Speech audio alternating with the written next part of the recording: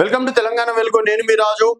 కేటీఆర్ పైన మరోసారి ఫార్ములా ఈ కేస్ బయటికి రావడం అనేది జరిగింది. సో దాదాపుగా జనవరి ఫిబ్రవరి నుంచి ఫార్ములా ఈ కేస్ విషయంలో ఏసీబీకి ఇప్పటికే 2 సార్లు అటెండ్ కావడం అనేది జరిగింది. దానికి సంబంధించినటువంటి అరవింద్ కుమార్ కూడా అటెండ్ కావడం అనేది జరిగింది. సో ఫైనల్ గా ఏసీబీ రిపోర్ట్స్ ఇటు రాష్ట్ర ప్రభుత్వానికి ఇవ్వడం అనేది జరిగింది. సో గతంలో కూడా కాళేశ్వరం విషయంలో కూడా ఘోష్ కమిటీ ఇటు ప్రభుత్వానికి ఇవ్వడం తోటి సో ఇక్కడ రేవంత్ సర్కార్ దీనికి కాళేశ్వరం ఏమో సిబిఐకి అప్పగించడం అనేది జరిగింది.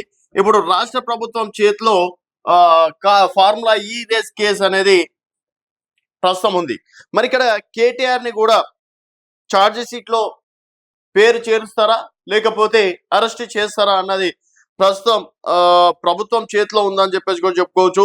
సో ఇదే కేసు పైన కేటీఆర్ గారు ఇది ఒక లొటపీస్ కేసు, దీనివల్ల ఒరిగేది లేదు పోయేది లేదు, ఎందుకంటే ఇదంతా పద్ధతి ప్రకారమే జరిగింది. సో నేను ఏసీబీ అధికారులకు కూడా చాలా వివరించి చెప్పాను. అయినా కూడా రాజకీయ కక్ష సాధింపు చర్యలో భాగంగా దీన్ని పదే పదే థెరపీకి తీసుకురావడం అనేది జరుగుతుందని చెప్పేసి కూడా నిన్న ప్రెస్ మీట్ లో కేటీఆర్ గారు కూడా చెప్పడం అనేది జరిగింది.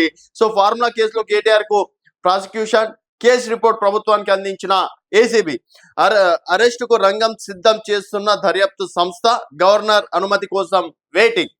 అలాగే కేటీఆర్ ఏ1 ఆయన కనుసంగంలోనే కిట్ ఫ్రాకో నాటి మంత్రి ఒత్తిడితోటే నిర్వాహకులకు బ్యాంక్ నుంచి చెల్లింపులు బదులుగా స్పాన్సర్ సంస్థ నుంచి బీఆర్ఎస్ కు దాదాపుగా 44 కోట్లు ఎలక్ట్రల్ బాండ్లు.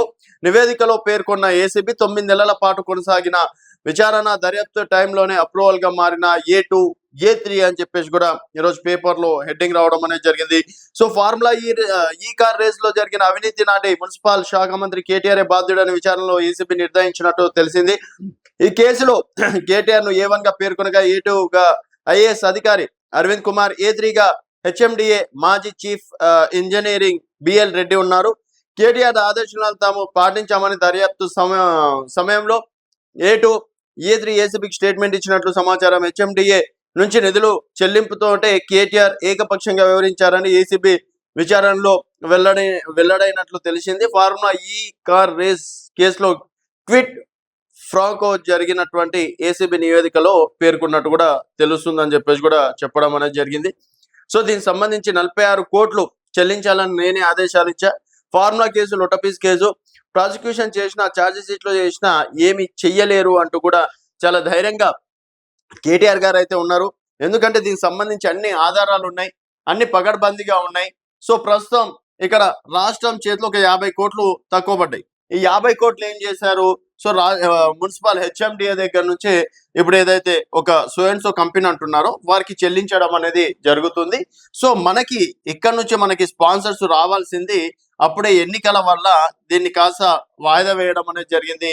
సో ఎన్నికల్లో కాంగ్రెస్ ప్రభుత్వం రావడంతో ఇదంతా అంటే ఫార్ములా ఈ రేస్ కి సంబంధించి అంతా ఆగిపోవడంతో ఇప్పుడు ఇది ఒక్కటి మాత్రమే ఇక్కడ అంటే ఏసీబీకి కనిపిస్తుంది. ఈ 50 కోట్లు ఇచ్చింది కూడా చాలా చట్ట ప్రకారమే. దానికి సంబంధించి 50 కోట్లు కూడా మళ్ళీ రావడం అనేది జరిగింది. దీనికి సంబంధించి కూడా మంత్రులను అడిగినాం, అలాగే ఒక రాతపూర్వకంగానే తీసుకోవడం అనేది జరిగిందని చెప్పేసి కూడా కేటీఆర్ గారు చాలా సందర్భాల్లో చెప్పడం అనేది కూడా జరిగింది. సో మరి దీనికి సంబంధించి కేటీఆర్ గారు ఏమన్నారంటే గ్రూప్ 1 హైదరాబాద్ కు చెందిన ఫార్ములా ఈ రేస్ కేసు అన్ని ప్రయత్నాలు చేశానని బీఆర్ఎస్ వర్కింగ్ ప్రెసిడెంట్ తారక రామారావు చెప్పారు. ఈ రేస్ కోసం ప్రభుత్వం నుంచి 46 కోట్లు ఇవ్వాలని తానే ఆదేశాలు ఇచ్చానని, ఈ డబ్బు నేరుగా నిర్దేశించిన ఖాతాలోకి చేరిందని తెలిపారు. పలువురు గ్రూప్ 1 వాళ్ళకి సంబంధించిన జరిగిన దాంట్లో ఆయన చెప్పడం అనేది కూడా జరిగింది. సో మరి కేసు ప్రస్తుతం రాష్ట్ర ప్రభుత్వం చేతిలో ఉంది. రాష్ట్ర ప్రభుత్వం గవర్నర్ కి పంపించడం అనేది జరిగింది. సో గవర్నర్ నిర్ణయం పైననే ఇప్పుడు ప్రస్తుతం కేటీఆర్ భవిష్యత్ ఆధారపడి ఉందని చెప్పేసి కూడా చెప్పుకోవచ్చు. సో ఈ కేసు నిలవదు, చెయ్యదు, ఇది ఒక లొటపీస్ కేసు. దీనికి అసలే నేను భయపడను. ఒకవేళ అరెస్ట్ చేసుకోవాలని రేవంత్ రెడ్డి గారికి ఉంటే అరెస్ట్ చేసుకోవచ్చు అని చెప్పేసి కూడా చెప్పడం అనేది జరిగింది. సో మొత్తానికి ఫార్ములా ఈ రేస్ కేసులో కేటీఆర్ గారు నిజంగా తప్పు చేశారని అనుకుంటున్నారా, లేకపోతే ప్రభుత్వం రాజకీయ కక్ష సాధింపు చర్యల అనేది మీ అభిప్రాయాల కింద కామెంట్ రూపంలో తెలియజేయండి. చూస్తూనే ఉండండి తెలంగాణ వెలుగు.